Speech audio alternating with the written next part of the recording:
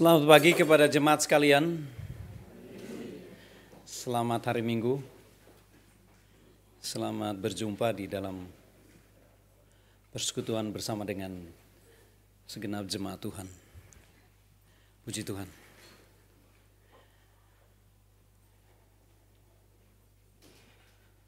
Salam dari Indonesia.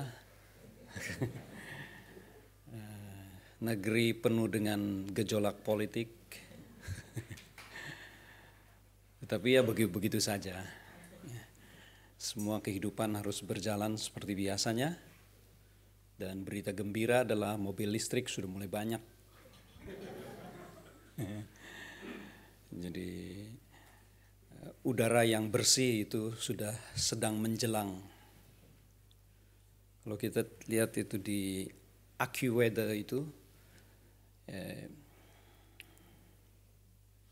bukan AccuWeather, itu ada satu bagian titik mana yang hijau, ya. Melbourne itu selalu juara dengan Toronto. Jakarta juara merah. Apalagi dekat tempat saya di BSD. Nggak tahu kenapa itu paling merah, ya. Apakah ada itu Pak Habibie punya research atau tempat pengembangan nuklir? Saya tidak tahu. Jadi di rumah saya pasang pohon besar-besar. Ada satu pohon mangga nggak bubuh-bubuh udah 11 tahun. Gedenya minta ampun. Saya nggak tebang karena itu lumayan kan menyejukkan suasana weather. Jadi kita senang sekali menyambut suasana yang berubah dan dunia ini penuh dengan perubahan. Dan perubahan itu ada berita di dalamnya. Tuhan masih berkarya bagi hidup kita. Tidak dipengaruhi oleh gejolak, tidak dipengaruhi oleh tuanya kita. Saya baru tahu lebih tua dari Pak Budi. Tadi baru sadar. Pantesan rambut dia lebih hitam dari saya. Kami sudah terbiasa, tidak ada lihat umur karena sudah masuk dalam pelayanan. Sama-sama menanggung beban yang sama untuk mengerjakan semaksimal mungkin apa yang bisa membuat perubahan terjadi yang Tuhan inginkan. Ke arah yang tentu lebih baik, ke arah yang lebih menyongsong pekerjaan Tuhan dan berkat-Nya.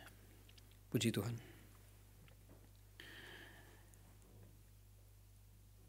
Menurut Pak Stephen Tong, cepat jual mobilmu. Menjelang 10 tahun ke depan, mobilmu akan menjadi bangkai. Kita percaya karena Pak Tong terus lihat berita dari Cungko. Lebih updating daripada berita dari Metro TV, TVRI, ketinggalan melulu. Yang dari Cungko, dari Hong Kong semua itu updating. CNN, walaupun banyak bohongnya, tapi dia lebih updating. BBC, itu semua berita. Menurut orang Chinese yang benar itu di dalam koran itu yang benar yang kita bisa percaya adalah tanggalnya doang. Isinya semua itu dibikin oleh wartawan. Ya, menarik juga. Tetapi kemudian ada satu slogan baru dari Bapak BTP.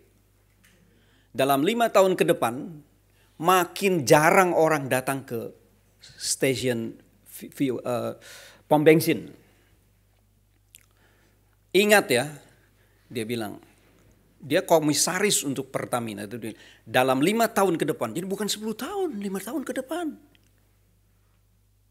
Menakutkan menurut pebisnis yang berhubungan dengan bagian itu.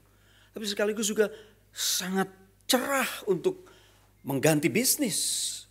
Menyongsong sesuatu perubahan yang tentu jauh lebih baik. Kita harapkan lebih bersih, lebih praktis, lebih murah. Ini adalah introduksi. Saya akan mengajak kita membaca sebuah sebuah buku yang terlanjur sudah dianggap negatif, begitu positif, begitu dinamis. Firman Tuhan mana bisa sih negatif? Buku Pengkhotbah.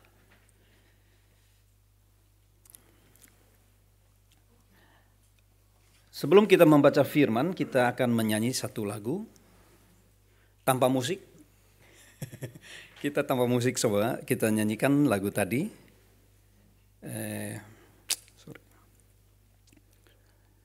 Kaulah ya Tuhan surya hidupku. Kita menyanyi ayat 1 dan ayat 2 saja. Di bagian kedua, kaulah hikmatku dan firman hidupku. Kita menyanyi 2 bait, ayat 1 dan 2 tanpa musik.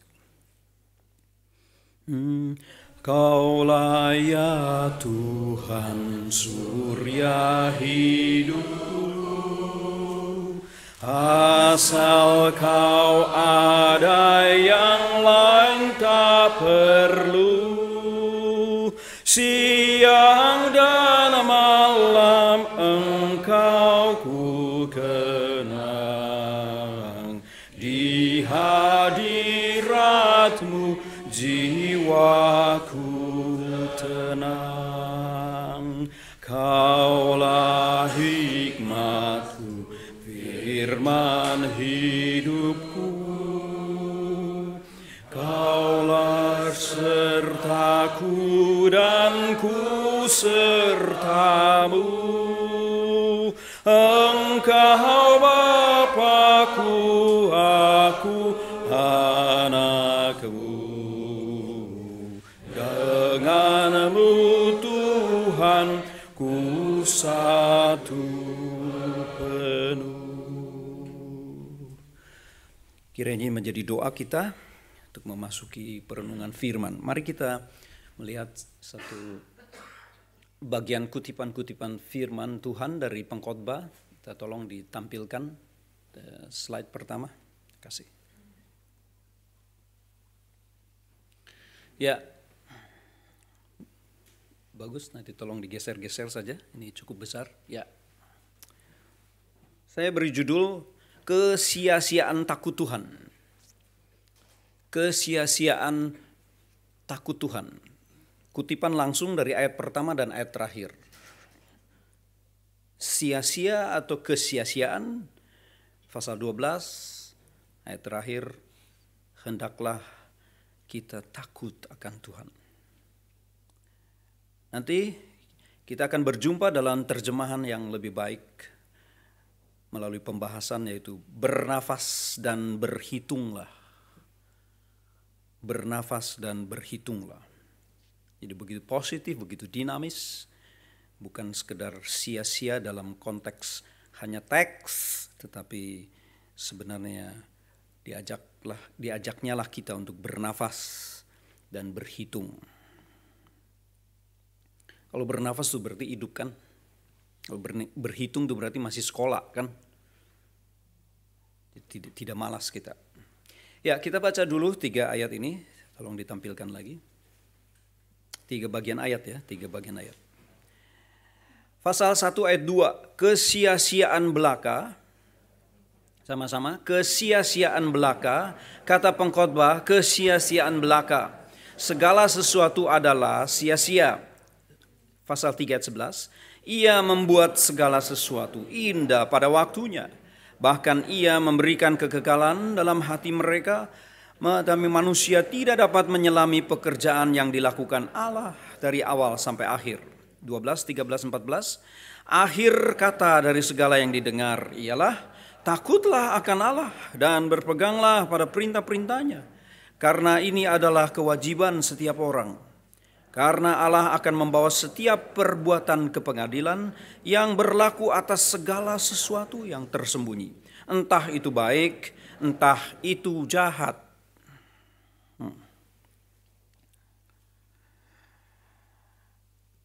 Kata sia-sia atau dalam bahasa Inggris populer dengan istilah vanity, of vanities. Said the preacher, vanity of vanities. All is vanity.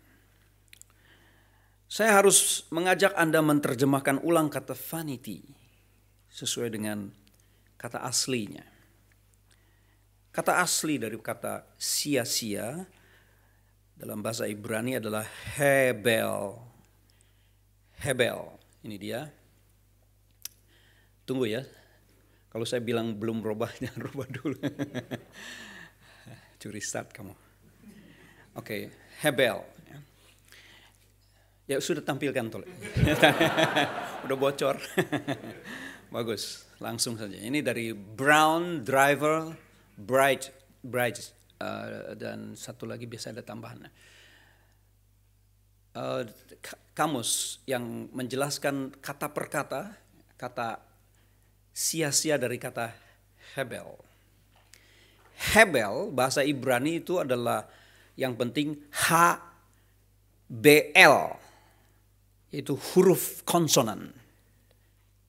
Vokalnya forget it, sudah bisa berubah-ubah. Jadi HBL itu bisa berubah menjadi hebel, habil. Tahu Habil? Siapa Habil? Masa nggak tahu? Habil. Ya, anaknya siapa? Adam. Anak keberapa? Nggak tahu deh.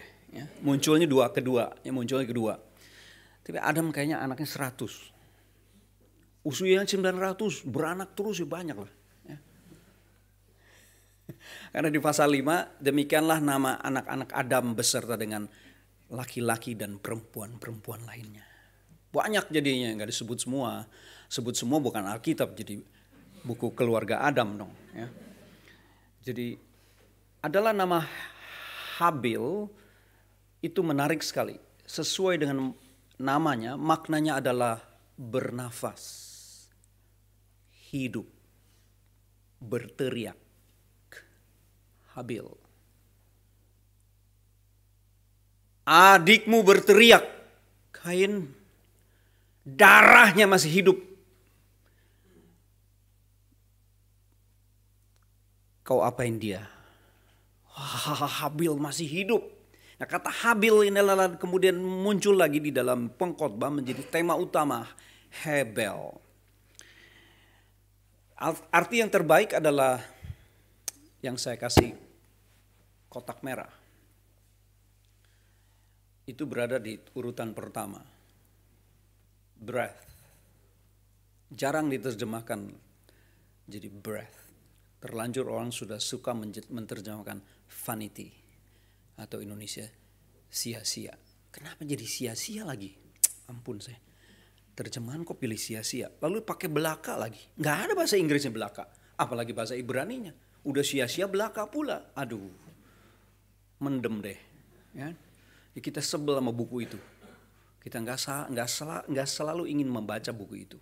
Kecuali ketika kita lagi down. Baru kita buka yang itu. Atau kita kasih nasihat kepada orang yang putus cinta, baru buka buku itu. Atau sedang merugi, ditipu orang, baru buka buku itu. Atau sorry to say sedang sakit, baru buka buku itu. Brother, hidup memang begini, ini kata firman Tuhan. Sia-sia memang. You benar. You benar. You mungkin duluan pergi ke Tuhan. Saya belakangan. Karena buku ini bilang, tidak ada yang baik di hidup ini. Cuma makan minum. Sia-sia. Betul? Bukan firman dong kalau begitu. Itu kata-kata bijak aja. Kata-kata bijak juga gak gitu-gitu amat. Ya kan? Masa sih sia-sia begitu amat? Apa betul hidup sia-sia? Tak mungkin. Kalau hidup sia-sia tidak panjang umur kita. Jadi kata sia-sia di sana adalah menjadi sebuah sindiran sebenarnya, satir. Satir paling kuat di dalam syair Ibrani kuno ada pada pengkhotbah karena dia ditulis dalam bentuk naratif. Dalamnya padahal syair. Wah, ini bagus sekali sebenarnya. Dan menurut para penafsir, pengkhotbah adalah sebuah buku yang begitu syarat dengan makna yang dibaca harus dengan cara membaca yang mendalam. seperti biasanya salah satu pikiran atau ide Hebrew thought adalah di situ ada superlatif. Ya, superlatif yang dibandingkan kepada pembanding yang lebih dari yang sebelumnya.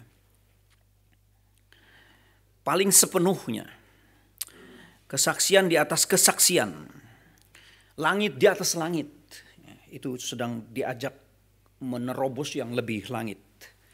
Atau nyanyian dari nyanyian-nyanyian, itu Song of Songs, itu Kidung Agung. Ini sesuatu yang biasa di dalam dunia literatur Ibrani kuno. Dan minta ampun dia bertahan sampai sekarang. Dia kuno tetapi dia updating terus dan tidak ada yang bisa mengungguli lebih baik dari itu. Salah satunya adalah sia-sia di atas segala kesia-siaan.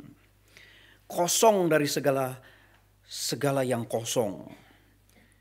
Bernafas yang paling bernafas di atas segala nafas-nafas. Bagus kan? Ini kalau saya terus terjemahkan menjadi bagus kan? Terjemahan nafas lagi apa? Saudara mau maknai apa nafas? Hidup. Hidup di atas semua yang hidup, yaitu Tuhan lah pasti. Ketika kebangkitan dinyatakan di penghulu hidup. Menguasai hidup.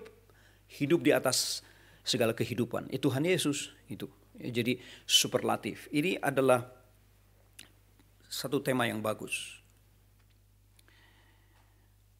Lalu mari kita abaikan kata belaka. Ya. Atau kalau kita jadikan ini sebuah sindiran. Kalau kesia-siaan kurang menusuk, maka penterjemah Indonesia menambah belaka supaya lebih menusuk. Lebih nyindir, lebih tersinggung. Jadi kalau saudara baca firman Tuhan tidak tersinggung, belum baca. Apalagi yang pengkhotbah ini. Harus tersinggung. Paling tidak, apa sih ini? Nggak benar nih, itu berarti sudah ada kontak dengan yang kita baca. Sampai kepada, benar juga ini. Waduh bagus begini. Itu mulai dari kontak, ada ketersinggungan. Ada singgungan dan kemudian tersinggung, apalagi tertusuk dengan satir. Kiasan yang menyindir. Seperti, sia-siakan? Enggak lah. Sia-sia? Tidak. Pasti bukan sia-sia. Gitu. Ya, ini sindiran. Penulis pengkhotbah dianggap adalah orang yang berhasil gathering, mengumpulkan segala pikiran yang sudah terlanjur menjadi tahayul di dunianya. Kata tahayul di sini adalah sudah menjadi sebuah pandangan atau pikiran atau prinsip hidup atau slogan yang sudah terbiasa di sekitar manusia dipakai untuk memaknai hidup. Pepatah-pepatah itu banyak di sekitar kita. Ya. Bersakit-sakit dahulu, bersenang-senang kemudian. Itu dari pepatah, berakit-rakit dahulu, berenang-renang ke tepian. Itu kan pepatah. Dari SD kita diajarin terus kita, benar juga ya gitu. Itu sebabnya ibu-ibu kalau parkir itu lebih baik mundur katanya. Ya, bersakit-sakit dahulu. Mundur-mundur nanti enak keluarnya. Ini saya dengar dari ibu Stephen Tong. Loh kan lebih langsung lebih enak Bu. Enggak, lebih baik aku mundur dulu, sakit-sakit, repot-repot. Kan berakit-rakit dulu, berenang-renang ke tepian katanya. Jadi beliau mengerti syair bahasa Indonesia yang kita belajar dari sejak SD itu. Jadi dengan begitu kita ngerti langsung gitu kan. Ada berapa banyak syair atau perumpamaan yang saudara kuasai di dalam hidup saudara? Pasti sedikit karena kamu don't care dengan urusan itu. Tapi ketika kepepet muncul dia. Waktu kita butuh, kita nyari apa gitu kan. Nah orang-orang Chinese terbiasa dengan syair. Dari kecil diajar syair. Sehingga memang khotbah dalam bahasa Mandarin menurut mereka yang mengerti itu full enjoy. Apalagi kalau khotbah itu disampaikan dengan bahasa dialek. Ketawa dari ujung sampai akhir. Ya. Itu kalau sudah dengar itu Pak Tong khotbah dalam bahasa Hokkien, aduh ketawa kita kurang ngerti. Bukan kurang ngerti, nggak ngerti. Ya. Tapi kenapa ketawa terus ini pendengar? Wah ketawa. Terakhir nangis. Ya. Panggil satu-satu. Maju, maju. Nangis. Jadi, oh rupanya pakai syair katanya. Jadi orang-orang tua tuh ngomong satu kali syair tuh udah maknanya segudang. Apalagi syair dikeluarin semua. Wah orang nikmat sekali katanya. Nggak rasa tersinggung, pokoknya tersinggung tapi ketawa gitu. Kan kira-kira begitu. Nah sebenarnya firman Tuhan jauh lebih syair sebenarnya dibandingkan syair-syair kuno dimanapun. Karena dia sudah begitu paten. Ya, dan kenapa kita tidak menghafal Amsal misalnya.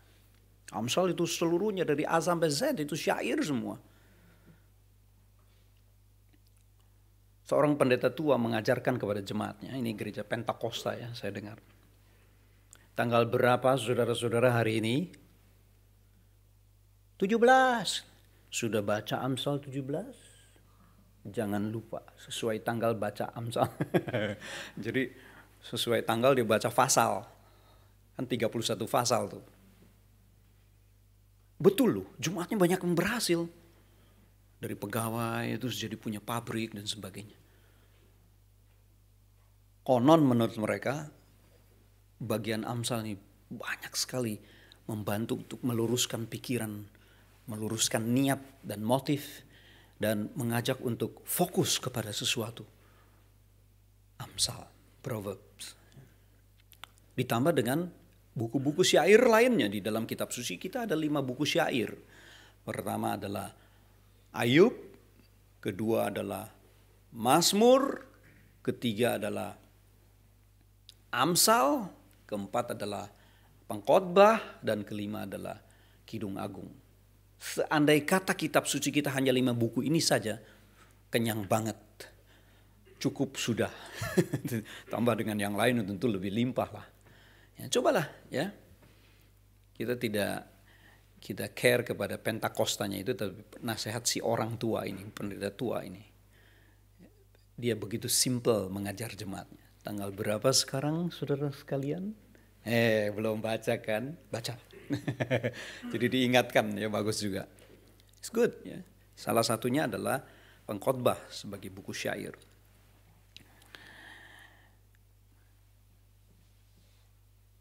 Nafas adalah mengingatkan kita kepada keluh kesah. Nafas adalah identik dengan keluh kesah. Namun juga kita tidak boleh lupa bahwa nafas adalah simbol atau bukti daripada kekuatan jiwa. Nafas tidak berwarna, nafas tak berbentuk, nafas tidak berbau. Yang bau itu gigi kita. Belum sikat gigi, nafasnya nggak bau. Justru gigi kita yang mengeluarkan bau oleh nafas udara di luar ini dibersihkan. Lalu kita hirup lagi, ya, keluarkan lagi yang kotor. Kita hirup lagi yang bersih, lalu di recycle lagi di luar menjadi bersih lagi. Jadi nafas, oksigen yang dijadikan sebagai sarana bernafas, itu adalah tenaga. Tenaga. Kalau orang main kungfu itu langsung orang jatuh. Kayaknya tai chi itu pelan, tapi itu ada tenaga. Mereka menemukan itu. Kok orang Kristen tidak menemukan itu? Bukan harus tai chi, tapi bicara tentang breath, hebel, nafas, itu adalah kita harus mengaminkan dong, ya kan? Dan bahkan harus kita pegang dan kita baca seluruhnya. Seluruh pengkhotbah bicara tentang kesia-siaan, bicara tentang nafas, bicara tentang tenaga, bicara tentang sesuatu yang bergerak dan hidup terus, itu nafas. Tiap pagi kita pakai nafas untuk jongkok mengeluarkan semua yang tidak perlu, ya kan? Iyalah. Exercise kita yang paling pertama setelah bangun menggunakan nafas, yaitu kungfu tradisional. Semua orang waktu jongkok ya kan, pakai nafas. Baru setelah itu dorong lemari, dorong meja, setir mobil, rem, pakai nafas. Nafas tidak ada bentuk, tapi jangan sepelekan dia. Nafas tidak berwarna, bukan berarti tidak ada. Nafas ada. Menggambarkan bahwa jiwa itu ada. Kuno sekali, buku sudah mengingatkan. Adikmu hidup, Kain, kamu pikir dia tiada? Repent. Kasus Joshua, Huta Barat. Simpang siur. Sampai ada orang berlaku seperti tukang tenung ketika Raja Saul meminta nasihat. Lalu si tukang tenung kaget, benar-benar Samuel datang. Nah, diharapkan Joshua bisa datang. Nah, bisa lah, ini kasus untuk urusan manusia. Saul berbicara urusan negara dan umat. Ini Tuhan pasti intervensi. Dan Samuel diizinkan datang. Sampai si tukang tenung yang biasa bohongin orang jadi kaget. Ya ampun, benar-benar datang loh. Samuel datang. Terus Samuel berbicara tanpa ada perubahan lagi untuk Saul. Artinya Saul tidak bisa cari alternatif yang lain. Mau lari kemanapun Saul tidak bisa lari dari Tuhan. Bahwa dia sudah ditetapkan berhenti sampai situ. Sampai waktu dia mau cari tukang tenung dan mencari Samuel. Untuk seperti pada waktu Samuel masih hidup masih bisa kong kali kong. Gak bisa. Samuel bilang tidak ada perubahan. Kau ditolak Tuhan. Dan saudara, ini kita anggap hidup itu ringan dan tidak ada sesuatu yang perlu ditakutkan. Ada orang berpendapat bahwa setelah mati ya hilang semua. Seperti orang-orang komunis. Tidak ada sesuatu yang ditakutkan. Hilang semua, ya sudah sekarang hidup nikmatin saja, nanti kemudian setelah itu hilang. Seperti udara. Pengkhotbah katakan, ya tidak nampak. Ya nampaknya seperti hilang. Ya kamu tidak menyadarinya. Jangan salah. Dia bernafas. Dia hidup. Dia berada selamanya di situ. Bagian inilah yang kemudian diperpanjang ketika kita merayakan setahun sekali atau diingatkan setahun sekali tentang kebangkitan Yesus Kristus. Disitulah kekristenan punya kekuatan ketika kita menyanyikan lagu kebangkitan Yesus Kristus, itu membangkitkan semangat kita. Disitulah kita berani untuk bertaruh kehidupan ini demi untuk memuliakan hidup yang selama-lamanya itu. Bisa dibandingkan dengan orang yang bertaruh hidup karena besok sudah tidak ada lagi hidup. Itu pasti berbeda. Karena hidup akan sembarangan, hidup akan masa bodoh, ya.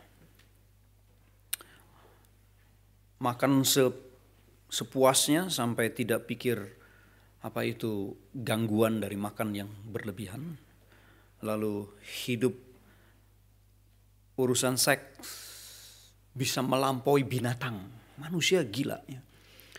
Karena dia pikir hidup nanti habis kok. Ya sudah nikmatin aja, makan, seks, kemudian apalagi sih kriminal, no problem kok ya. Sama, orang-orang Kristen percaya nanti hidup kita berlanjut terus dan satu kali diminta pertanggungjawaban. Ya, itu sebabnya diatur dari sekarang. Bagaimana supaya hidup tidak merepotkan besok hari. Jangan jauh-jauh, jangan sampai setelah mati. Besok hari setelah tua kita tidak repot bagaimana? Ya diatur dari sekarang. Juga jangan terlalu jauh sebelum tua, besok hari setelah aku menikah. Itu kan bisa diatur dari sekarang. Sama kan mengatur dari sekarang. Sama kita bisa berpuas-puas sekarang. Dengan sasaran yang berbeda tentu. Yang satu bilang habis, yang satu bilang lanjut. Ya, tentu ini ada tenaga yang kita bisa mengolahnya sekarang. Pengkhotbah mengajak yang kedua sambil menyindir yang pertama.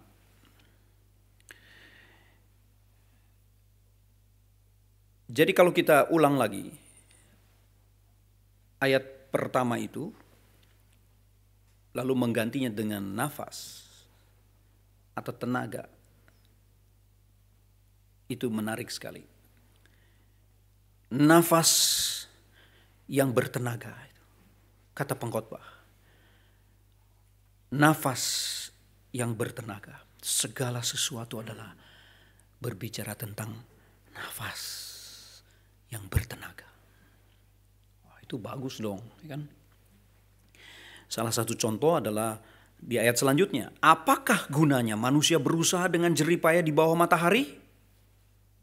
Nah, saudara tidak boleh negation. Kalau dari awal sudah negation, terus negation ke bawah. Nggak bisa. Apa gunanya manusia berusaha di bawah matahari dengan jerih lelah? Sama sekali tidak ada teks atau word atau kata yang negation, tidak ada di situ. Nggak ada, tidak ada kata tidak ada kata jangan, tidak kata yang negatif tidak ada. Positif semua. Lalu tanda tanya. Tapi karena konsep kita di depan sudah negasi, biasanya ke bawah jadi negasi. Sekarang kan sudah positif. Lalu kita jawab, apa gunanya manusia berusaha dengan jeripaya di bawah matahari? Apa gunanya? Banyak lah, ya kan? Seperti seorang guru SD misalnya tanya sama anak-anak, apa gunanya manusia hidup dengan jerih lelah di bawah matahari? Siapa bisa jawab? Bu, saya. Kamu jemur pakaian. Mama jemur pakaian di bawah matahari. Oh good. Siapa lagi? Ya kamu. Jemur ikan asin. Oh anak nelayan dia. Bapaknya jemur ikan asin. Ikan-ikan yang sudah mati diasinin, dijemur. Oh very good. Bapakmu nelayan. Ya gitu. Bangga dia. Siapa lagi? Kamu. Apa? Solar cell. Di rumahku dikasih oleh pemerintah pasang solar cell. Terus yang lain bilang, apa itu solar cell? Gitu kan. Ih gak tahu. Terus ibu gurunya, ya good, very good. Solar cell anak-anak itu adalah satu barang yang diciptakan manusia untuk menangkap energi dari matahari. Lalu dirubah menjadi terang. Bisa setrika. Ada kulkas. Nonton TV. Tidak takut mati listrik. Karena di kampung itu setiap hari hanya 4 jam saja listrik. Solar mahal. Ini anak-anak yang lain baru dengar ada solar cell. Menarik.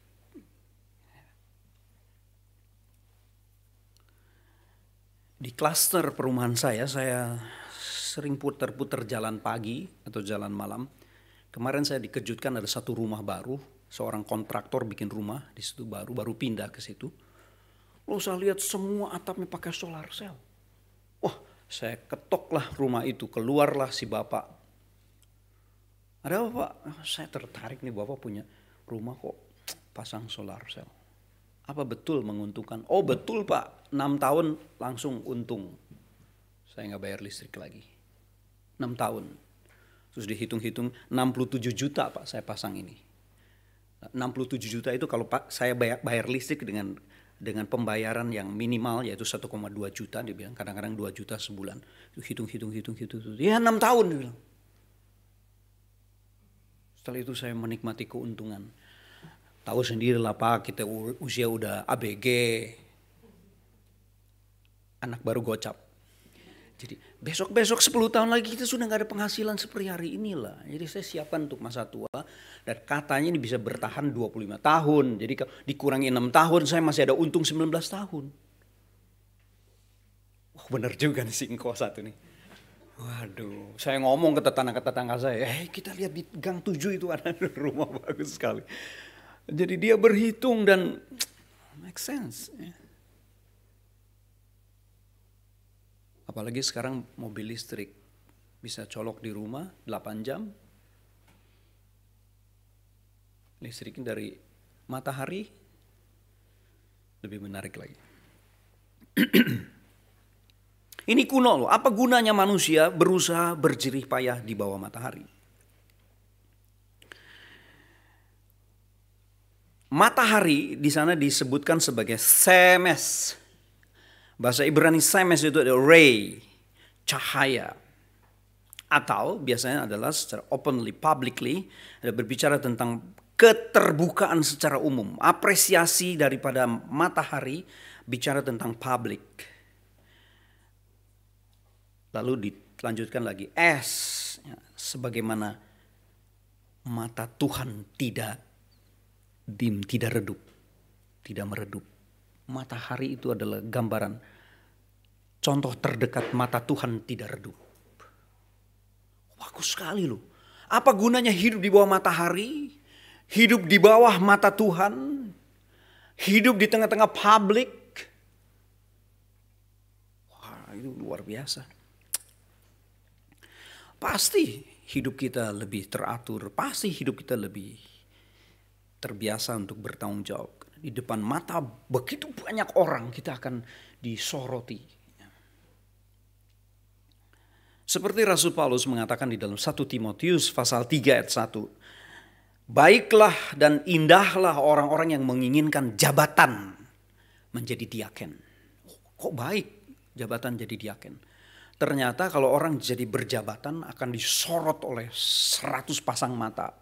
Kalau jemaatnya 100. Kalau jemaatnya 200 pasang mata. Disorot, dia diaken hidupnya gimana? Itu disorot. Kalau dia punya cacat celah, dia akan disorot. Setelah jadi diaken, dia masih tidak cacat celahnya muncul. Itu dia akan berbenah diri. Jadi Rasul Paulus positif sekali. Berkeinginanlah kamu menjadi seorang berjabatan. Karena ketika berjabatan, publik menyoroti dan kita ditantang untuk berubah di situ. Kalau sembunyi terus di kamar terus tidak pernah keluar ke publik, ya tidak pernah ada perubahan. Apalagi menutup-nutupi salah, menutup-nutupi dosa. Ya sudah, dia numpuk terus. Berbahagialah jika kita disorot orang. Berbahagialah jika kita dibawa ke tempat publik. Dan kita harus benar-benar bagaimana kita responsibility. Kita memberikan sesuatu yang honestly kita present itu. Kan bagus. Kita setiap minggu kita disorot oleh teman-teman gereja. Karena kita ke gereja. Ya. Kalau tidak ke gereja kita cuma disorot oleh kamera saja. Atau oleh layar saja. Misalnya adalah kebaktian di rumah. Ya. Itu mulai disukai oleh banyak orang. Tidak perlu ongkos. Tidak perlu mandi. Pakai kaos. Celana pendek, kebaktian. Itu sebabnya Pendeta Sucipto katakan setan. Setan banget, maksud setan. Patung masih pakai online. Buat gua setan itu. Wah, Pak Sucipto keras banget. Itu sebabnya dia tidak mengizinkan pertama kali mungkin dia untuk menutup online service. Karena dia sudah banyak laporan orang bisa ibadah sambil masak. Orang ibadah sambil tiduran. Itu dia bilang memberikan kesempatan kepada setan untuk bekerja. Masuk akal juga saya pikir-pikir. Jadi saya ikut-ikut untuk tidak menggunakan online. Tapi saya tidak setan-setan amat. Saya masih mengapresiasi ya online. Seperti besok saya harus ngajar 8 jam dari sini ya. Itu kan sesuatu yang ya tergantung balik lagi ke kita dong. Ya kan kita kalau ketika satu kali kita akan disorot, kita satu kali kita diminta pertanggungjawaban, kita harus Alkitab selalu setiap waktu harus bersiap sedia lah. Dan itu kembali kepada kedewasaan kita, kembali kepada kebiasaan kita. Nah, kalau kebiasaan kita belum berubah ya dimanapun, dibikin apapun kita pasti fail terus ya. Dan kita terus bikin argue terus, bikin beberapa pasang reason untuk menepis ya. Bersyukurlah kalau kita bisa ke gereja, kita bertemu orang dan orang masih bisa tegur kita, dan orang bahkan yang dekat masih ingatkan kita, apalagi ingatkan yang sorry itu saya nggak enak kedengarannya. Puji Tuhan harusnya. Ya, jadi apalagi ada pendeta yang cerewet, yang terus banyak kritik, ya. Nggak boleh kita bilang, wah, kok dia tahu gua ya? Kapan dia tahu, ya ampun nih? Kok khotbahnya mengarah ke saya ya? Walau pendeta nggak tahu apa-apa ya, tujuannya berkhotbah aja. Kalau dia tahu pun terus di open di public, mungkin karena kita sudah mungkin sudah tidak bisa dikerjakan dengan cara empat mata.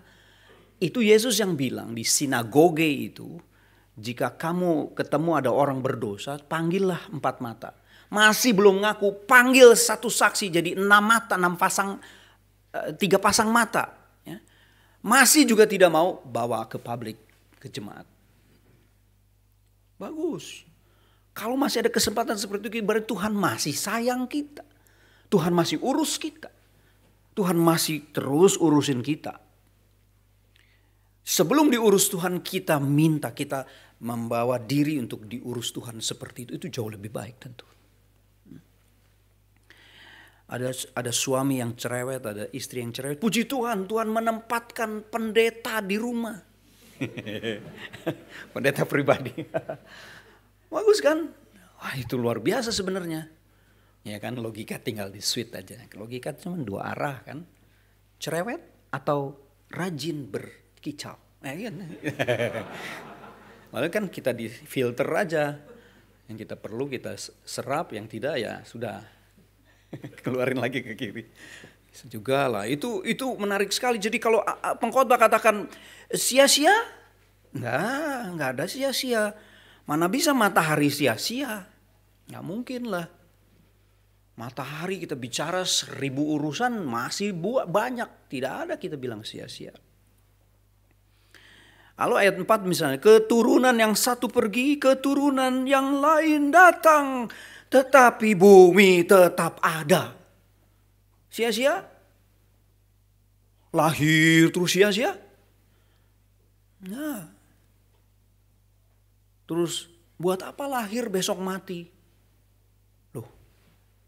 Mana bisa kita bicara kematian kalau tidak ada kelahiran? Lalu Alkitab katakan yang lahir-lahir, yang meninggal-meninggal. Perlu diingat, kiamat belum datang kok. Bumi tetap ada. Kita tidak boleh mendahului Tuhan. Kita tidak boleh juga menjadi Tuhan lalu menciptakan sesuatu pikiran yang tidak pernah diajarkan kepada kita. Jadi bersyukurlah kalau kita melihat ada orang yang datang terus. Lahir banyak. Katanya 1 detik 16 anak sekarang. Jadi kejip mata udah 16 anak kan. 16 anak terus, 16 anak. Sekarang sudah 8 miliar. 8 miliar.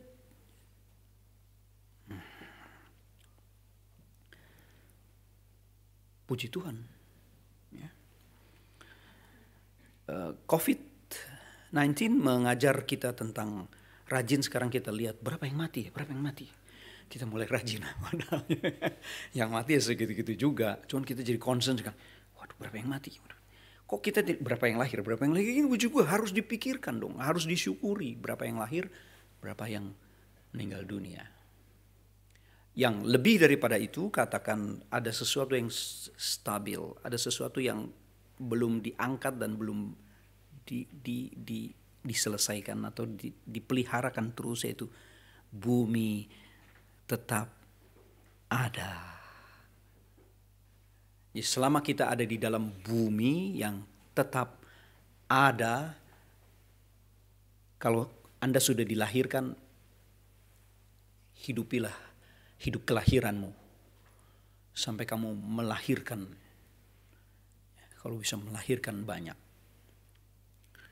Dan menikmati dan manfaatkanlah bumi yang tetap ada itu.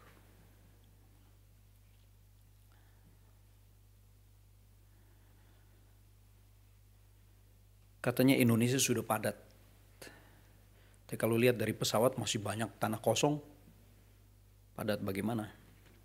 Yang unfair itu adalah Australia. Tanahnya hampir 3 kali daratan Indonesia.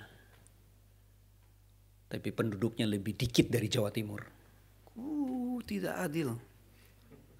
Jawa Timur kalau di peta kita lihat setai upil. Sementara seperti koin besar di bawah Australia. Penduduk itu 30 jutaan. Katanya belum sampai, ada yang bilang. Sementara Jawa Timur 36 juta. Seperti sesek-sesek gitu. Tapi waktu naik pesawat masih banyak tempat kosong, masih banyak sawah. Belum bikin flight ke atas. Belum bikin MRT ke bawah. Bumi tetap ada. Ini kalau bicara fisik. Secara geologis. Dan kalau istilah bumi tetap ada, berbicara pemeliharaan Tuhan masih tidak terganggu dan tidak mungkin terganggu, itu lebih tenaga lagi, ya kan? Sia-sia. Nah, saudara mulai satu ayat demi satu ayat itu memunculkan sindiran kepada kita. Sia-sia, bukankah itu ada di depan mata kita? Bukankah kita malas? Bukankah kita belum sepuas-puasnya menikmati anugerah Tuhan? Masa kamu terus pikir sesuatu yang kamu ciptakan sendiri, akhirnya ujung-ujungnya seperti kamu lebih dari Tuhan. Sia-sia. Ini buruk, ini gak baik. Gak bisa. Itu semua disediakan Tuhan. Ditambah dengan matahari terbit, matahari terbenam, lalu terburu-buru menuju tempat ia terbit kembali. Menarik sekali matahari. Matahari mengajarkan kepada kita bagaimana dia tidak pernah absen di dalam tugasnya. Gara-gara bumi berputar, maka kita memaknai matahari itu berjalan dari timur ke barat. Padahal dunia sudah maju, masih saja kita pikir matahari yang berputar memutari kita. Tapi syair nggak bisa dirubah, karena nikmat syair itu. Matahari terbit, buru-buru kembali lagi. Itu menyinggung kita, menyindir kita. Kita diminta untuk segera ingin pagi, segera ingin waktu kerja, segera ingin produktif lagi. Dan itu baik sekali. Jadi kalau si Kabayan itu tidak suka matahari. Tahu kisah si Kabayan? Dia benci matahari. Kalau udah matahari tertutup, udah maghrib begitu, dia senang, dia begadang, dia bakar kayu, dia ngobrol kiri kanan. Nanti kalau udah siang, dia ambil selimut, dia tutup, pokoknya mau gelap terus, tidur. Istrinya bilang, bangun, males lo, gue udah kerja tadi malam, gitu. Kerjanya ngoceh. Si Kabayan itu suka pada kegelapan, benci matahari. Karena matahari buat dia adalah kerja. Kerja buat dia adalah sebuah penderitaan. Sambil tetap dia makan. Makan dari hasil keringat istrinya. Itu sindiran berat dari sebuah epik, sebuah cerita yang ada di daerah Jawa Barat.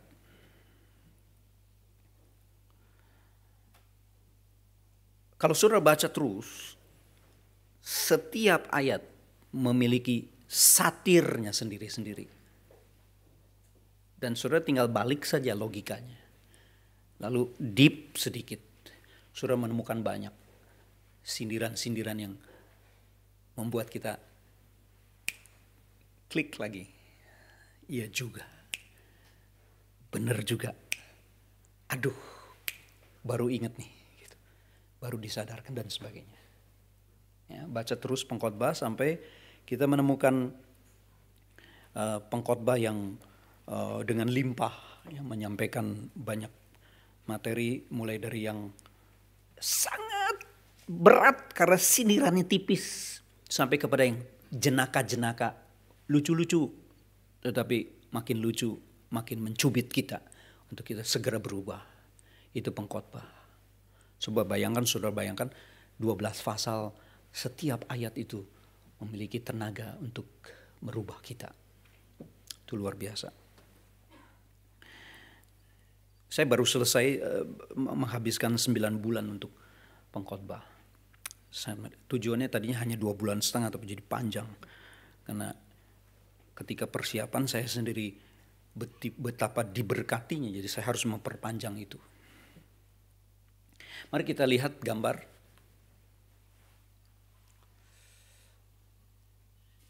Ya.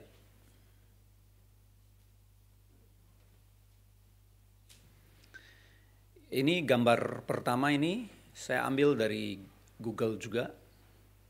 Kalau saudara klik Ecclesiastes, lalu klik image ya. Kemudian muncul banyak sekali gambar. Dan sangat disayangkan lebih banyak gambar yang beginian nih.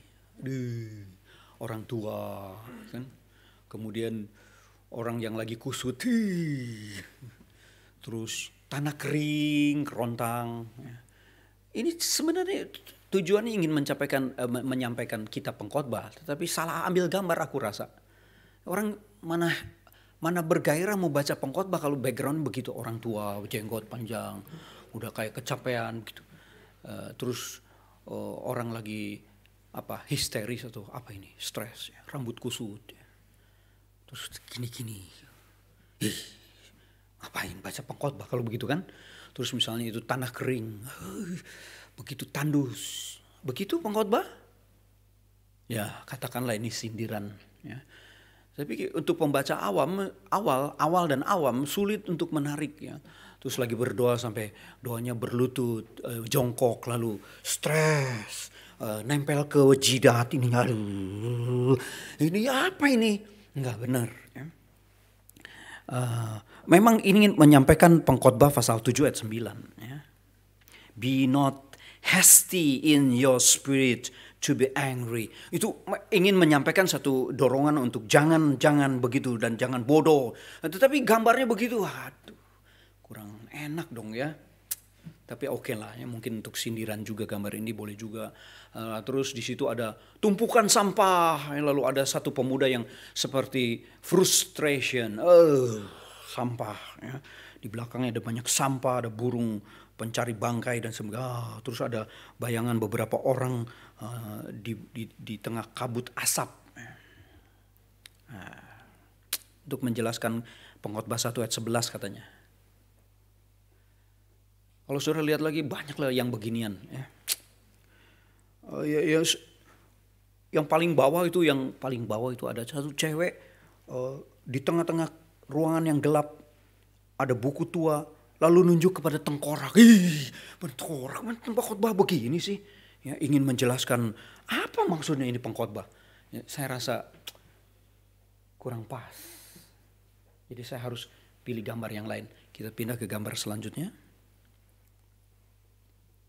Ya, ini ada di situ juga, ya, di Ecclesiastes secara googling kita ada gambar-gambar ini. Under the sun, panen besar, baru dipanen separuh sudah, berapa banyak panennya? Karena under the sun kita bisa panen. Apa itu, gandum atau apa itu, jagung atau apa? Ya, ada farm yang sejauh mata memandang itu tanaman yang bisa kita panen. Under the sun, dengan matahari dengan langit yang biru. Nah, kemudian di sebelah kanan itu menjelaskan tentang pengkhotbah pasal 11 ayat 4. Ya. Taburkanlah benihmu di tengah malam gelap gulita. Subuh maksudnya, sebelum burung bangun, taburkan benih. Karena kalau tabur benih sambil burung sudah di pinggir kiri kanan, habis benih kita diambilin burung. Jadi kita cheating, kerjain tuh burung. Waktu burung masih ngantuk-ngantuk kita udah tabur. Ya. Bawa tongkat. Ya. Kalau ada ular tinggal pukul. Ya. Tabur di tengah pagi buta. Wah, itu kan bicara tentang kerajinan, ya kan? Luar biasa. Sampai kita punya pepatah, cepat bangun pagi sebelum jagung dipatuk ayam. Kalau bangun patuk ayam itu ilustrasi orang di rumah sakit jiwa ya. Tapi sebelum rezeki dipatuk ayam katanya. Ayam masih tidur jam 4 pagi. Sebagian udah kokok-kokok tapi jemaat. Tapi lebih baik waktu dia masih kokok-kokok kita sudah kerjain urusan kita. Sampai ketika sudah terang benderang kita sudah selesai pekerjaan pertama kita. Dan rezeki sudah di tangan kita jauh sebelum orang mendapatkan rezeki. Saya tenglang sejati. Peteng-peteng ngilang. Jadi kalau ke kantor ya 5:30. Kalau enggak bisa 2 jam di jalan. Ya, dulu mobil tua. Mogok berkali-kali di tol. Wah, mogok di tol bukan susahnya, tetapi waktu diderek itu gopeceng. Nggak rela mobil jelek diderek sampai gopeceng. Sama seperti Mercy. Nggak bisa.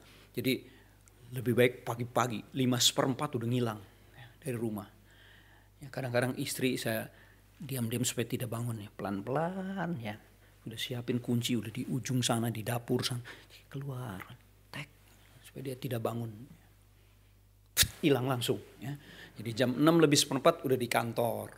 Udah buka renungan, ya, udah siap-siap ini di sini ada telepon yang mesti ditelepon, lalu kemudian ini bagian yang saya persiapan ngajar. Sudah siapin semuanya. Jam 10 sudah selesai semua persiapan. Tinggal minum kopi, terima tamu atau ketemu orang di mana di mall dan sebagainya. Ya, enjoy sekali hidup. Karena pagi-pagi kita sudah ambil itu rezeki duluan. Sama kerja kok. Saya bisa pulang jam 2 lalu bikin janji lagi deket rumah. Jam 2 pas traffic masih belum ramai. Lalu sudah 3:30, 2 jam setengah lagi. Kan ini salah satu contoh. Saya percaya di sini juga kalau si gelap orang sudah sibuk. Saya suka melihat itu. Di Singapura kalau kita nginep terus jam di Indonesia 5:30, di sana 6:30. Anak-anak sudah sibuk sekolah pakai ransel gitu jalan kaki. Gelap-gelap kok anak-anak pada sekolah. Oh di sini udah 6:30 Pak. Oh ya rajin gitu kan. Bagus kan, jadi ada sesuatu yang lebih early ya. Jadi kita kerjakan. Ini bagus gambar-gambar. Saya gambar belum selesai. Ya terima kasih. Nah, terus yang sebelah kiri. For everything there a season. Nah ini bagus. Musim dingin mungkin atau menuju musim semi. Ya. Begitu fresh background. Ya. Dan di tengah itu saya ambil ada satu karikatur. Di tangan kanannya itu pisau. Di tangan kirinya garpu. Di depannya adalah steak. Alkitab. Jadi hadapi Alkitab dengan segairah kita menghadapi makanan besar dan mahal, istimewa seperti steak. Alkitab. Tak ada bagian Alkitab sedikit pun yang tidak memberikan nutrisi, protein. Kita harus bersemangat menghadapi Alkitab. Termasuk pengkhotbah, kita tidak bisa menganggap itu gara-gara kita baca teks pertama lalu kita memaknai dengan negatif. Boleh kita pindah lagi ke teks gambar selanjutnya. Terima kasih. Seperti di dalam pasal 3 ayat 11, ia membuat segala sesuatu indah pada waktunya. Bahkan ia memberikan kekekalan dalam hati mereka. Tetapi sayang manusia tidak dapat menyelami pekerjaan yang dilakukan Allah dari awal sampai akhir. Gegara tak kuasai waktu, bingung atau boros hingga kehilangan waktu. Bukankah manusia adalah penikmat waktu? Bukankah manusia adalah pemberi makna pada waktu? Bukanlah manusia penemu waktu dan menciptakan bagaimana mengatur waktu? Sama sekali tidak dikerjakan manusia, akhir manusia bingung dan hilang dalam kekacauan waktu yang dia tidak pernah sadari bahwa itu adalah diserahkan kepada dia. Sejak manusia membuat jam tangan, maka manusia mengerti bahwa kita adalah diberikan kuasa untuk menguasai waktu. Tahu kan jam tangan ya? Tahu ya. Dan itu ditemukan sudah distempel oleh orang Kristen walaupun awalnya campur-campur, ya, tapi Kristen langsung waktu terbaik adalah ditemukan oleh Gregorian Group ya. Julian Gregorian akhirnya. Julian itu adalah Julius Caesar, itu mengambil semua konsep waktu yang dijajah oleh Roma. Salah satu yang diambil diam-diam adalah sebenarnya dari Hebrew calendar.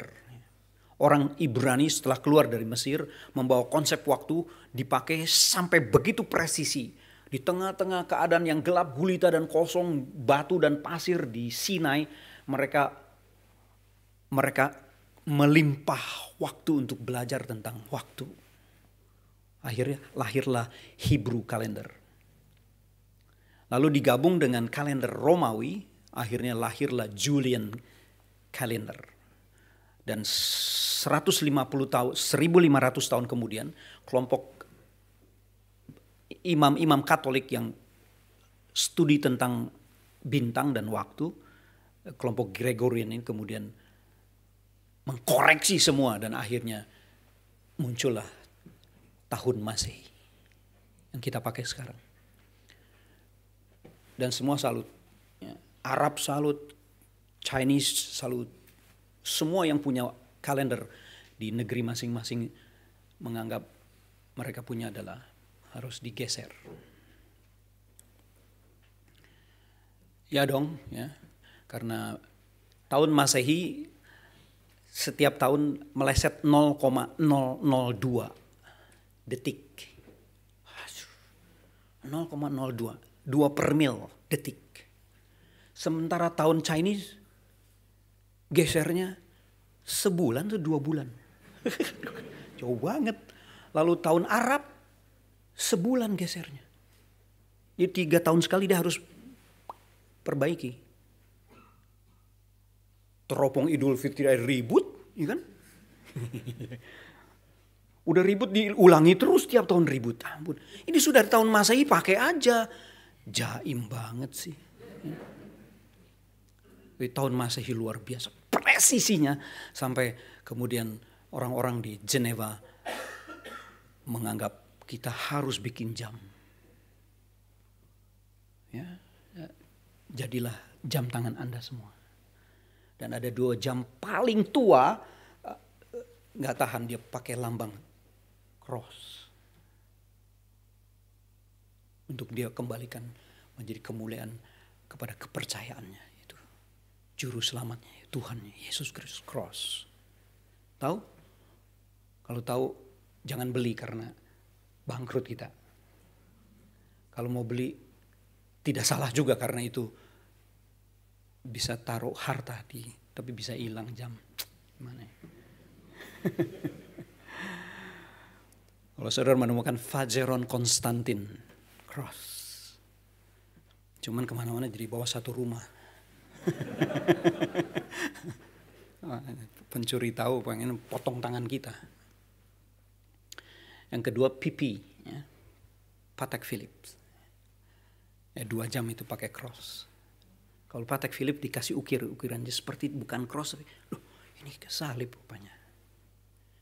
Dan Raja Arab tutup mata, mau aja. Pokoknya number 1 Raja Arab yang pesan 2 merek itu. Memang setelah itu ada Rolex dan dia bagus juga. Tapi yang 2 ini legendaris. Dan berbicara tentang segala sesuatu datang dari dia dan harus kembali kepada dia. Jadi dikatakan masakan kita tidak menikmati waktu karena dia membuat segala sesuatu indah. Kata waktu adalah disebut sebagai waktu yang dimaksud di sana adalah masa yang disebut di sana pada segala sesuatu indah pada waktunya dan segala sesuatu indah pada ada masa ya, yang membuat segala sesuatu indah pada waktu dan memberi kekekalan dalam hati manusia. Lalu ada konsep masa dan waktu di sana. Kata masa itu sebenarnya opportunity, kesempatan, occasion. Dan waktu adalah justru dalam bahasa Ibrani ad itu adalah duration, ya, duration. Ya, sesuatu yang panjang. Berbicara tentang seperti kronos dalam konsep Yunani. Tetapi yang ini adalah kairos atau occasion. Mau pendek, mau panjang, Tuhan sudah setting itu, sudah mengatur semuanya dan kita bisa berenang di dalam keindahan waktu itu. Kok kamu tidak tangkap sih?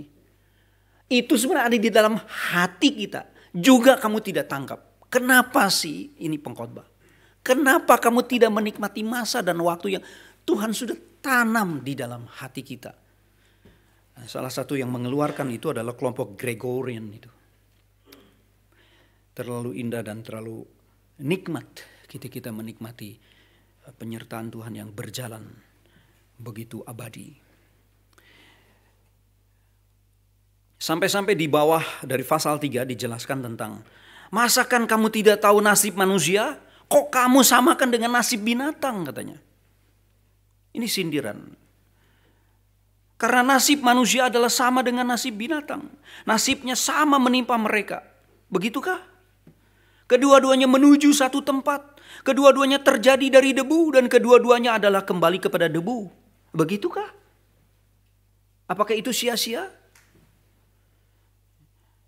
Siapakah yang mengetahui apakah nafas manusia naik ke atas dan nafas binatang turun ke bawah? Nah, ini dikasih sesuatu hint untuk manusia menyelidiki.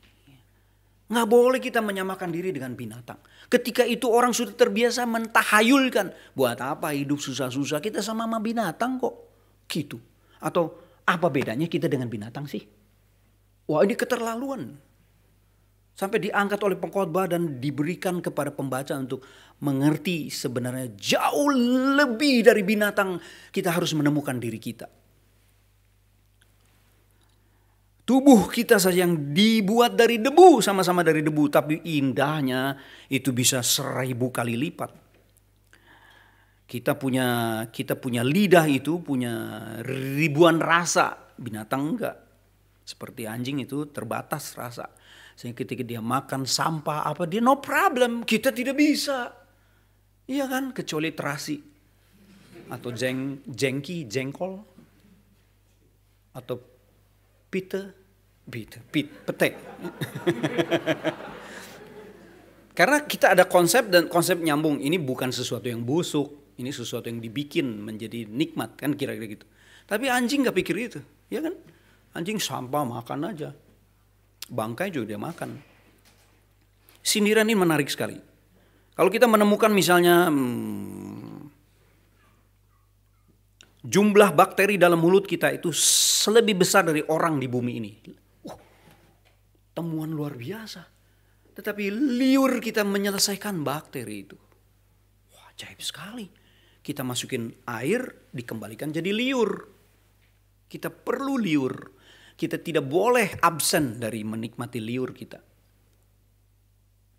Ini urusan ini loh, debu loh. Kalau saya punya daftar 14 poin banyak sekali nih. Oh, luar biasa. Jantung kita berdetak 25 juta kali setahun. Ampun, 25 juta sekali per tahun. Jadi kalau hitung kilometer jauh sekali kita udah pergi. Itu dia nggak pernah minta istirahat dong dikit. Nggak ada. Jantung terus berdetak 25 juta kali setahun. Juga kita tidak istirahatkan dia. Kita tubuh istirahat, jantung tidak boleh istirahat. Saya udah pakai hampir 60 tahun nih. Masih bagus. Jantung. Itu kan debu sebenarnya. Kan kalau kita meninggal ya jadi debu lah. Saya mengkremasi papa saya dan saya angkat debunya ya. Saya kumpul jadi setengahnya dus Indomie. Itu pun dengan debu. Sebagian debu petinya. Tapi kita harus ambil supaya tidak ada yang tertinggal. Sisa-sisa tulang, debu tulang yang halus. Debu kita. Tapi wah ternyata kita menikmati hasil ciptaan Tuhan dari debu itu. Jadi apakah sama kita dengan binatang? Pengkhotbah bilang. Samakah kita dengan binatang? Itu menyentil kita. Keterlaluan kalau kita pikir kita adalah tidak berarti dan tidak bermakna. Lalu kecepatan bersin kita 160 km per jam. Hacing. Kecepatannya luar biasa. Itu artinya membuang virus dan semuanya begitu cepat dan begitu kuat. Kok kita tidak menghargai hidung kita dan tenaga nafas kita. Dan kita harus hati-hati mungkin pakai tisu dan sebagainya supaya bersihnya adalah terjaga dan sebagainya. Mata kita bisa membedakan 10 juta warna. Otak kita bisa mengingatnya. Minta ampun. Sama manusia bisa bikin kamera sedetail mungkin. Itu luar biasa ya. Karena gara-gara kita sebenarnya punya mata dan otak yang tak terkatakan indahnya. Sampai kita menemukan satu ayat yang terakhir, yaitu bagus sekali. Pasal 12 ayat 13. Silakan tolong dipindah. Terima kasih. Ini ya? Ya, bukan. Tadi yang slide ke yang saya berikan yang ada temanya.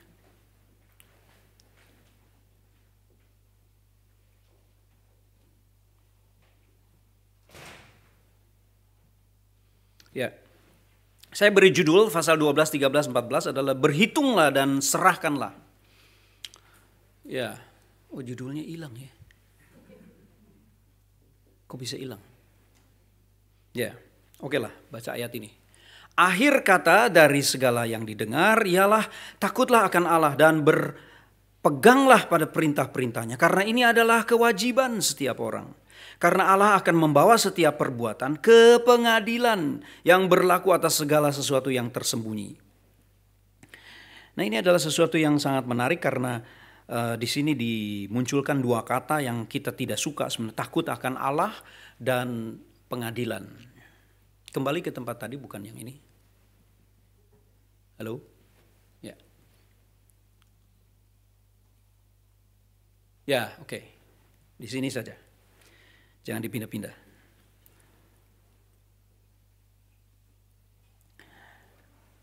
Apakah saudara tahu bahwa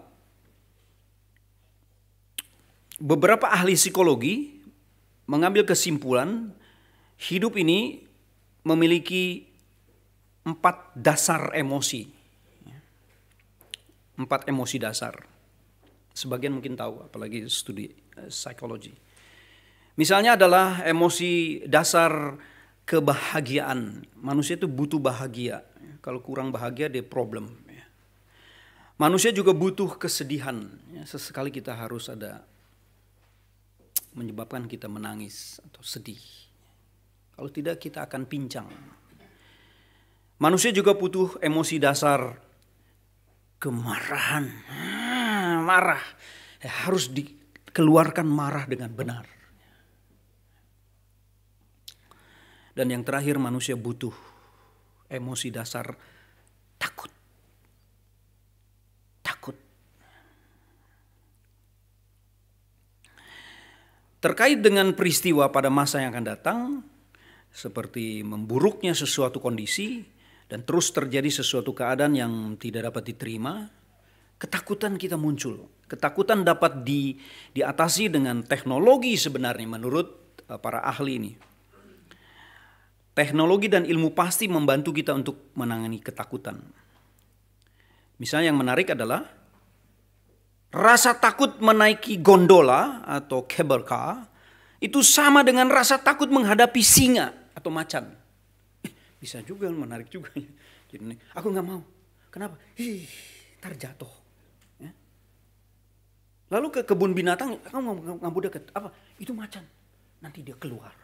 Terus terkam aku. Ya, takutnya sama. Satu naik cable car, satu menghadapi macan. Sama-sama takutnya. Kok bisa sih? Apa yang menjadi kesamaan antara dua hal ini? Oh, saya menemukannya.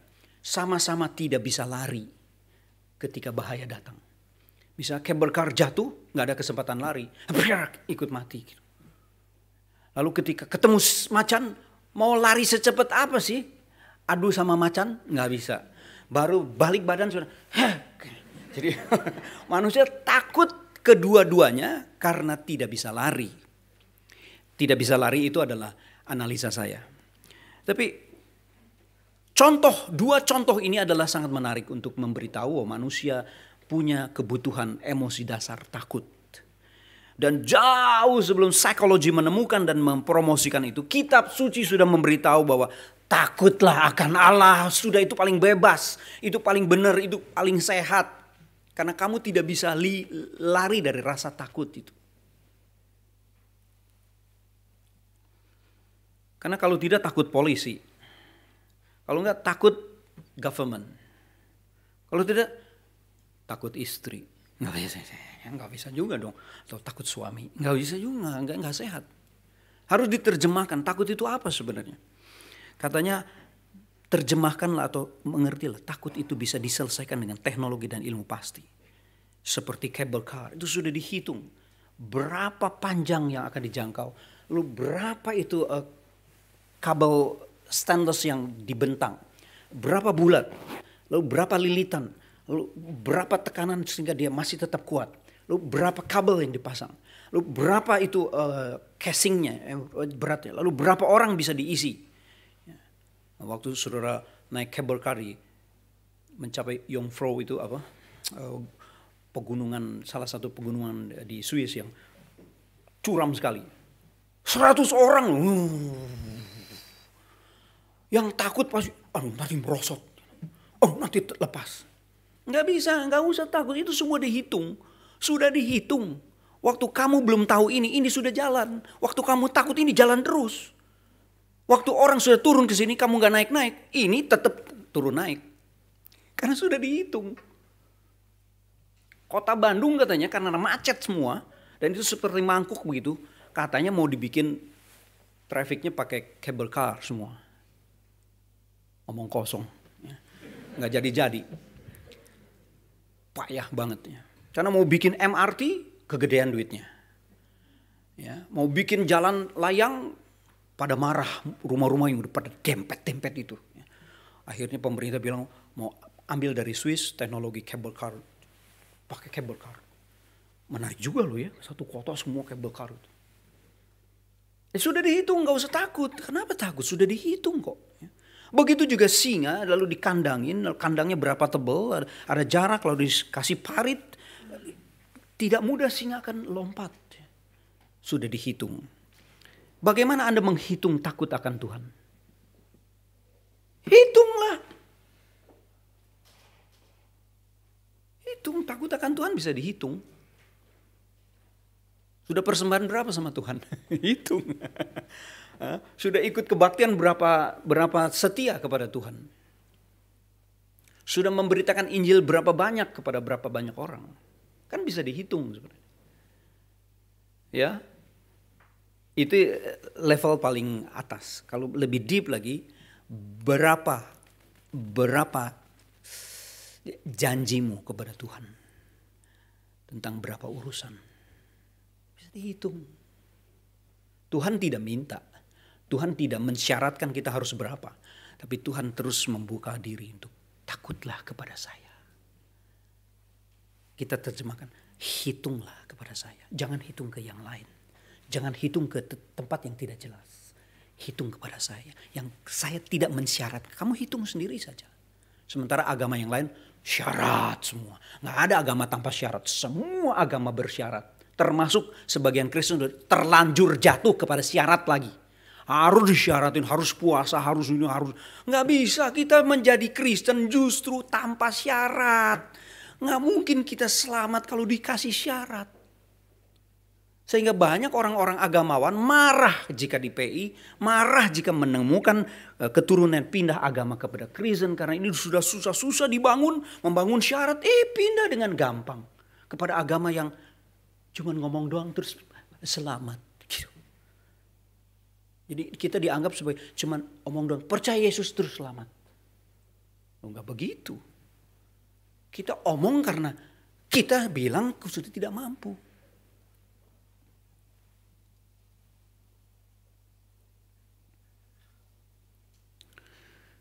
Hindu mensyaratkan apa? Yang saudara tahu paling besar Hindu mensyaratkan apa? Terimalah semua makhluk sebagai saudara. Itu Hindu. Ya kan? Kecuali sapi. Sapi nggak boleh dipotong. Yang lain potong sebagai saudara. Didewain semua. Berat gak syarat itu? Berat lah. Kalau kita ke India, ke kuil-kuil ada kerajaan tikus. Tikus diciumin gitu. Kasih susu, dicium. Aduh, dicium dewa tikus. Oh, terima kasih gitu. Monyet. Terus nanti monyet nemplok ke kita. Bau sebenarnya. Terus nyuri kacamata kita. Tapi aduh, didatangin dewa monyet. Walaupun hilang kacamata, nggak apa-apa lah. Yang penting ketemu dewa monyet. Terus diterjemahkan dewa monyet. Monyet tuh pinter, cerdik, cerdas. Wah, saya pasti akan lebih cerdik dari sebelum. Kira-kira gitu. Aduh, capek. Sampai ke Bali pun ada begitu. Turunan Hindu sih itu semua. Sesajennya ampun gak berhenti. Orang Bali itu hampir setengah tahun itu dipakai untuk upacara. Jadi kerja cuma setengah tahun. Itu pun ikut liburnya Kristen. Minggu Kristen libur, Sabtu juga libur. Jadi 6 bulan dipotong lagi sepertiga. Jadi kerja cuma 4 bulan. Sisanya adalah pesta, ritual. Ini menurut orang-orang Bali yang sudah jadi Kristen. Aduh Pak, jadi Kristen kami itu happy sekali. Kalau enggak bangkrut. Karena semua jual tanah uangnya untuk upacara. Memang sih mereka makan, tapi yang dapat untung siapa? Turis rekam. Dia nggak bayar. Yang bayar ya penduduk. Beli makanan, beli apa. Jadi nggak pernah ada, mereka bilang nggak pernah kami rasa happy sebenarnya sebelum jadi Kristen. Kristen kok diselamatkan, persembahan juga semau saya, nggak ngasih juga nggak apa-apa, nggak pernah terus diampuni. Tiap minggu ada berita pengampunan. Di sana nggak bisa, mesti bayar, penuh syarat. Untuk ngaben saja berapa? Pernah saya baca di atas pesawat. Ibu daripada ketua pariwisata di Bali meninggal dunia. 200 ekor babi dipersembahkan, diambil darahnya untuk membakar ngaben itu. Ya ampun, udah mati masih repotin orang. Kalau ada duit masih, kalau nggak ada duit bagaimana? Sampai beberapa pendeta Bali yang ikut kelas kami di Denpasar itu bilang, gini Pak, Pemda sering ketuk rumah kami. Pak Pendeta, ada warga kami miskin, tolong kuburkan. Diam-diam. Nggak boleh kubur. Karena bagi mereka ini bumi, ini ibu. Nggak boleh taruh mayat di situ, harus dibakar. Sebagian kan nggak mampu taruh di trunyan atau apa tuh, di bawah pohon yang wangi itu. Lewatin danau itu. Tapi di seluruh pulau itu tidak boleh ada mayat. Tetapi kemudian karena ada Kristen, Pemda kasih satu petak tanah untuk kubur. Kalau nggak salah di daerah barat gitu. Karena barat bagi mereka itu buruk. Orang Kristen ditaruh di situ. Ya kalau ke situ sekali-sekali mampir tuh di Blimbing Sari namanya. Di Negara. Itu seluruhnya kampung Kristen. Kalau lihat dari atas jalannya kayak salib begitu. Itu juara terus waktu zaman Soeharto. Dia paling bersih, paling subur, paling rapi. Menang karena konsepnya sudah dibebaskan dari segala kesusahan hidup membayar hutang piutang dosa. Buddha bagaimana? Berat apa Buddha? Buddha melarang 3 larangan nafsu. Cilaka. 3 larangan nafsu. 3-tiganya yang kita senang dan kita harus. Salah satu adalah nafsu makan. Tidak boleh makan makanan yang bernyawa. Ya ampun. Nyawa yang bernyawa tidak dimulai. Dia gak boleh potong binatang. Mana bisa yang haram itu gak bisa kita harus makan dong. Iya kan? Termasuk Batman juga kita enak sebenarnya. Yang suka Batman. Paniki. Paniki. Semua harus dimakan. Kalau gak dimakan kita dimakan babi lah. Karena babi beranak terus kita gak makan, ya kita diserang babi. Saya bilang sama teman-teman yang Buddha, lu punya ajaran gak salah lu. Gak boleh makan semua binatang. Ini dari binatang makin banyak gimana, siapa yang kendaliin? Bersyukur lu ada gua, ada Kristen makan semua. Apalagi Kristen Chinese lagi, sampai ke jeroan-jeroannya dimakan semua. Bersyukur kamu di dunia ini, kamu bisa menjalankan agamamu dengan bersih, tidak diganggu binatang. Lu pikir dengan tidak dimakan terus dia friendly sama kita? Nggak bisa. Waktu ayam tidak dipotong, kita mati dipatuk ayam. Ayam jutaan tidak dipotong. Manusia beranak cuma setahun sekali kalau subur. Wah, ini saya nggak habis pikir kenapa ada ajaran seperti itu. Dan syaratnya sangat amat terlampau berat. Illogical. Saudara bersyukur deh jadi Kristen. Keterlaluan lo nggak bersyukur beneran. Karena nenek moyang kita udah kesangkut di situ. Terus setelah Hindu, Buddha lebih ke sini apa lagi yang bikin ribet? Judaisme. Ribetnya di mana? Kalau saudara baca Imamat, dalam 1 tahun 5 kali bawa kambing domba. Mati kita. Bisnis kambing hidup memang. Dan harus kambing yang umur 1 tahun.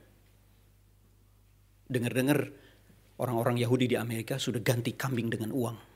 Karena jorok, kotor kan. Nggak ada potong-potong kambing. Dan itu melanggar keprihewanan. Jadi udah melintir lagi. 5 loh, satu keluarga bawa 1 kambing 5 kali upacara setahun. Aduh. Saudara bawa kambing berapa ke gereja ini? Nggak ada. Nggak ada, kita nggak bawa apa-apa. Kita bawa ucapan syukur. Ucapan syukur. Ingin mempersembahkan syukur. Aduh, puji Tuhan ada Yesus Kristus. Merombak dan menafsir ulang apa yang sebenarnya harus kita mengerti. Seperti aslinya. Setelah Yudaisme apa yang ribet? Si bungsu siapa? Bungsu. Siapa? Islam. Islam bilang gak usah 5, 1 aja setahun sekali. Itu cuma ribet. Jakarta kalau hari Idul Adha kotor di mana-mana. Karena orang jual kambing dan jual sapi. Waduh. Memang sih ekonomi jadi hidup. Tapi gak tahan kita baunya. Bukan itu saja, setiap tahun kamu harus bayar zakat 3% dari semua yang kamu punya. Mulai dari sepatu, semua dihitung. Ini udah dipakai, ya kalau dijual berapa? Kamu jual berapa? Ini second hand, ini sudah dijual berapa? Gak ada harganya, hargain berapa?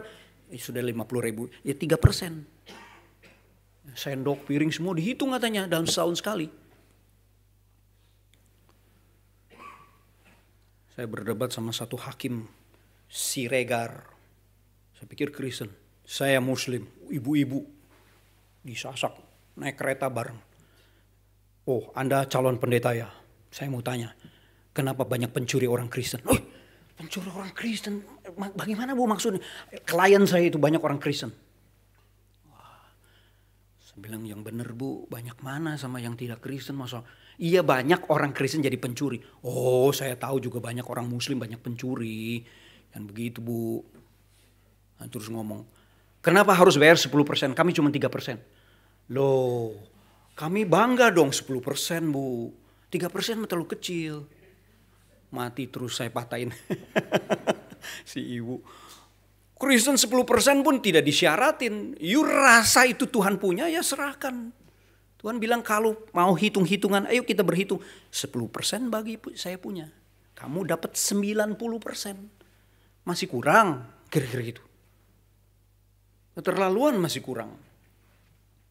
Katanya Colgate dan keluarga akhirnya berbalik menjadi 90% serahkan ke Tuhan. Mereka hanya hidup dari 10%. Ya Colgate kan perusahaan dunia ya, jadi gede juga. Tapi mereka sudah punya komitmen seperti itu katanya. Colgate atau Quaker Oats. Nah semua syarat. Adakah Kristen mensyaratkan? Tak pernah Kristen mensyaratkan. Yesus tidak pernah memberi syarat. Luar biasa. Jadi sekarang bagaimana? Tuhan bilang takutlah akan saya. Kalau kamu masih segar berhitung, hitunglah itu. Hitunglah itu dan berhitung lalu serahkan itu menjadi sebuah mentalitas membawa ke pengadilan. Saudara sekalian, orang datang ke pengadilan itu adalah membawa bukti Ikan ke pengadilan itu baik tersangka, terdakwa, terpidana, saksi, saksi ahli, penuntut, pembela, hakim, tak satu pun tidak membawa bukti. Sampai ayat itu dikatakan karena Allah akan membawa setiap orang ke pengadilan. Nah, ini bukan kita harus takut karena kita sudah dibebaskan, lalu kita sudah biasa takut atau berhitung dengan Tuhan, kita akan bawa bukti-bukti itu ke pengadilan untuk diadili oleh yang sangat fair di dalam mengadili, Tuhan itu sendiri. Pengadilan adalah tempat bukan tempat kita takut ada keputusan untuk vonis, tetapi pengadilan tempat orang semua bergairah membawa bukti. Mulai dari terlapor sampai kepada pembela dan hakim dan juri membawa bukti ke pengadilan. Mari kita menyongsong kesempatan untuk kita membawa segala bukti. Bukti cinta kasih kita kepada Tuhan. Yang sudah membebaskan kita dari segala macam syarat. Saudara boleh mengatakan kepada Tuhan, saya sudah persembahan sekian Tuhan. Malu, gak besar tapi saya sudah. Bawalah bukti itu. Atau besar sekali saya sudah serahkan kepada Tuhan. Tolong Tuhan, timbang itu. Boleh juga. Karena nanti bicara tentang reward. Bukan berbicara tentang jasa. Bukan bicara tentang syarat lagi. Tuhan kiranya menyertai kita. Kita melihat ayat penutup. Matius 22, 37, 39. Mari kita baca bersama-sama. Kasihilah Tuhan Allahmu dengan segenap hatimu dan dengan segenap jiwamu dan dengan segenap akal budimu. Dan kasihilah sesamamu manusia seperti dirimu sendiri. Mari kita bersama-sama berdiri.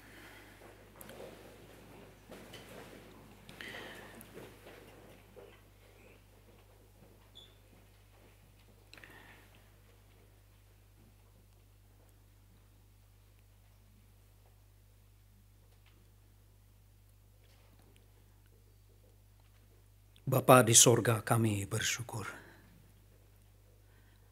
Karena selalu saja ada firman yang membawa kami hidup lebih mengerti arah dan jelas sasaran. Kami tak dapat bayangkan jika kami tidak memiliki firman. Kami tidak bisa bayangkan bagaimana kami tidak bisa berdekat dengan firman. Dan kami menjadi asing dari firman. Dan kami sama sekali tidak tahu firman. Entah bagaimana kami bersyukur atas keselamatan yang memulai semuanya itu dalam hidup kami.